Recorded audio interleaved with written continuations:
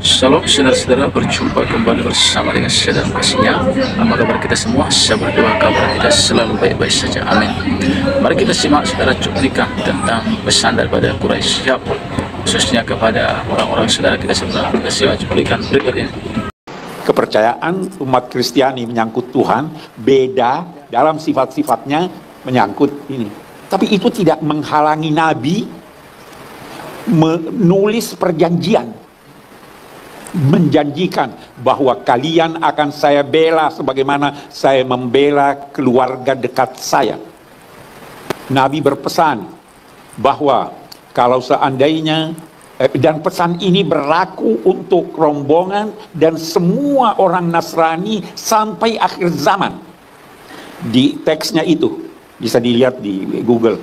Teksnya itu berkata apa? Kalau umat Kristiani membutuhkan sesuatu untuk kebutuhan agama mereka atau ingin merenovasi gereja-gereja mereka, hendaklah mereka dibantu bukan berupa hutang tapi pemberian. Ada itu. Kalau seandainya ada seorang muslim yang ingin menikahi seorang wanita Nasrania, maka dia boleh menikahinya dengan syarat tidak memaksanya dan dengan syarat harus seizin keluarganya. Dan kalau dia telah menikah, maka tidak boleh diganggu-gugat ajaran agamanya. Dia dipersilahkan untuk melaksanakan ajaran agamanya. Itu yang diajarkan Nabi sampai akhir zaman, sampai akhir zaman, sampai sekarang dan yang akan datang. Abi membawa itu teksnya tadi, lihat. Ada bawa teksnya. Perjanjian. Ini naskah janji Rasulullah Muhammad SAW dengan penganut agama Kristen. Perjanjian Najran ini disebut. Ini agak panjang teman-teman. Mana yang penting, Abiku? Yang penting ini tadi sebagian. Ya. Buat para penganut agama Nasrani, bila mereka memerlukan sesuatu untuk perbaikan tempat ibadah mereka atau satu kepentingan mereka dan agama mereka, bila mereka membutuhkan bantuan dari kaum muslimin, maka hendaklah mereka dibantu, dan bantuan itu bukan merupakan hutang yang dibebankan kepada mereka, tetapi dukungan kepada mereka dan anugerah dari Allah dan Rasulnya buat mereka. Tidak boleh seorang Nasrani dipaksa untuk memeluk agama Islam. Mereka hendaknya diberi perlindungan berupa kasih sayang dan dicegah segala yang buruk yang dapat menimpa mereka kapanpun dan dimanapun. Demikian janji Rasulullah Muhammad SAW sampai akhir. Bagaimana saudara setelah menonton video tersebut? Bagaimana tanggapan Bapak Ibu semua? Saya tunggu di kolom komentar.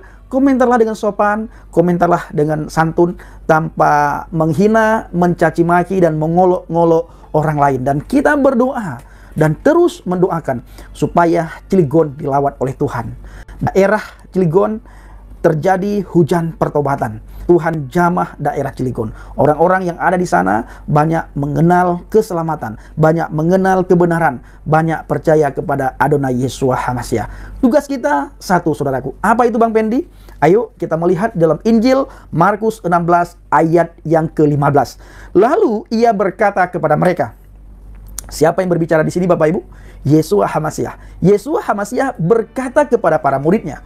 Dan Yeshua HaMashiach saat ini berbicara kepada saudara dan saya. Dia berkata kepada kita semuanya, pergilah ke seluruh dunia.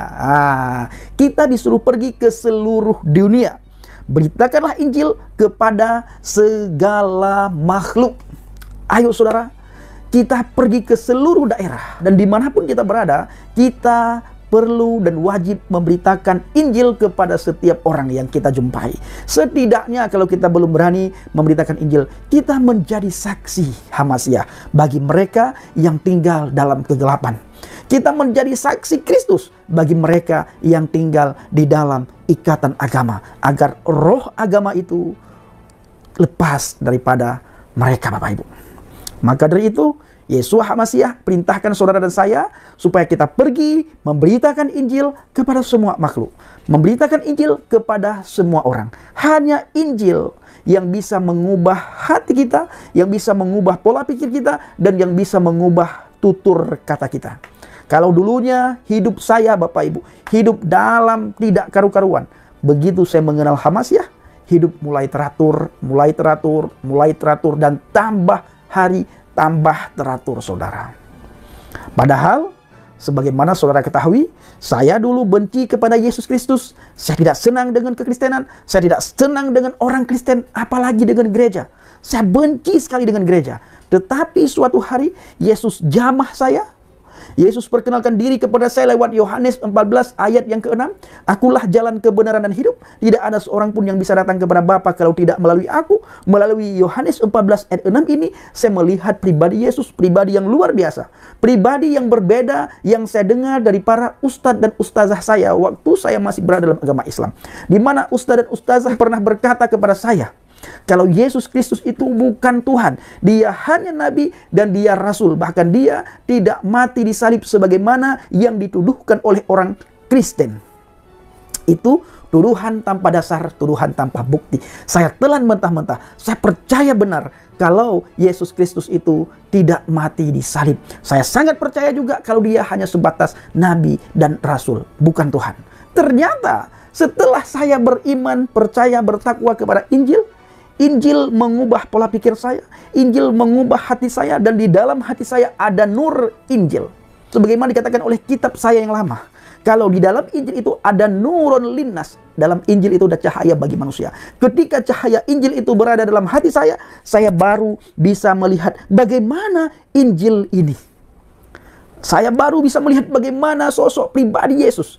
Dia bukan saja sebatas Nabi dan Rasul, tetapi dia adalah kalamnya Tuhan yang menjelma menjadi manusia yang sempurna. Dia adalah roh Bapa Yahweh itu sendiri. Makanya Yesus Kristus atau Yeshua HaMashiach artinya Yahweh yang menyelamatkan.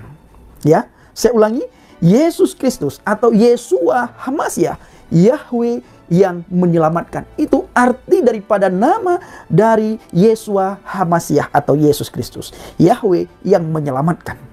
Bagaimana kita melihat Bapa Yahweh menyelamatkan bangsa Israel dari perbudakan Fir'aun di Mesir. Bagaimana Bapa Yahweh yang telah disembah oleh Bapa Abraham, Ishak dan Yakub. Bagaimana Bapa Yahweh yang telah disembah oleh para nabi dan rasul. Dan bagaimana Bapa Yahweh yang telah memperkenalkan diri kepada saudara dan saya, dan yang telah kita kenal dan yang kita sembah dia, kita puji, kita muliakan dia lewat pribadi Adonai Yeshua HaMashiach. Kalau saudara ingin melihat bagaimana karya Bapa Yahweh, lihat dan pandanglah Yeshua HaMashiach. Kita mengenal Bapa lewat firman-Nya, yaitu Yeshua HaMashiach. Bahkan bila kita hanya menerima Bapa, sementara kita tidak menerima Yeshua HaMashiach, kita tidak akan bisa masuk surga. Karena jalan dan pintu surga itu melalui Yeshua HaMashiach. Tidak ada satu orang pun yang bisa datang kepada Bapa kalau tidak melalui aku, itu kata Yeshua HaMashiach. Siapa yang menerima Yeshua HaMashiach, maka menerima Bapa. Siapa yang menolak Yeshua HaMashiach, maka sama halnya orang itu menolak Bapa. Jadi saudaraku, para pencinta channel Injil Habaget, ayo kita semakin giat memberitakan Injil, memberitakan firman Tuhan, agar tidak lagi orang tinggal dalam ikatan agama, agar tidak lagi orang diperbudak oleh agama, agar tidak lagi orang diperbudak oleh dosa. Hanya Yeshua HaMashiach yang bisa mengubah orang, Bapak Ibu. Seperti Yeshua mengubah saya.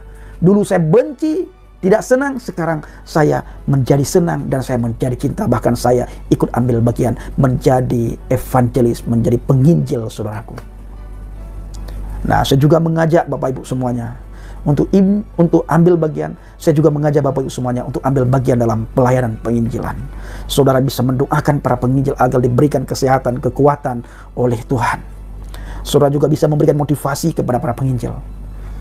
Bahkan saudara bisa bersaksi di media sosial. Saudara bisa pakai media sosial untuk menjadi saksi Tuhan. Saudara bisa pergunakan media sosial untuk memberitakan firman Tuhan, memberitakan Injil, Bapak Ibu.